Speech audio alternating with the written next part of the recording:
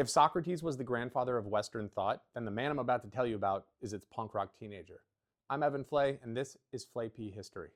Diogenes was the co-founder of the school of cynicism. Today, the term cynic implies someone who assumes the worst in people, but in ancient Greek, the root word kynikos meant dog-like. Diogenes took this as a compliment. Dogs eat anything, sleep anywhere, perform bodily functions in public, and know instinctively who is a friend and who's an enemy. Diogenes believed that human society, with its rules, manners, currency, and reputation, was all fake. It was a corruption of nature. He believed that the less you needed, the closer you were to the gods. After being exiled from Sinope for defacing currency, he arrived in Athens. But he didn't rent an apartment. He lived in a pithos, a giant ceramic jar used for storing wine or grain, placed right in the middle of the city. The only thing that he owned was a wooden bowl. But one day, when he saw a peasant boy drinking water through cupped hands, he smashed the bowl on the ground and cried out, "A child has beaten me in plainness of living."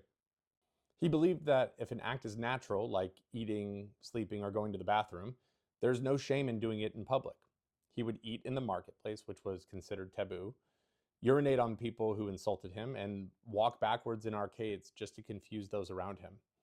He also loved to challenge the elites. A short while later, Plato was giving a lecture on the definition of what a human was, during which he concluded that a human is a, quote, featherless biped. Diogenes left the lecture midway through, found a chicken, plucked all of its feathers off, and burst back into Plato's academy. He threw the chicken on the floor and yelled, "Behold, I have brought you a man." Though he detested reputations, he certainly developed one, and his was so powerful that it got the attention of Alexander the Great. When Alexander went to visit Diogenes, he found him sunbathing. Alexander stood over him with all of his guards and said, "Diogenes, I am Alexander the Great. Ask of me anything you wish and I will grant it." Diogenes didn't even sit up. He just squinted and said, "Get out of my sun."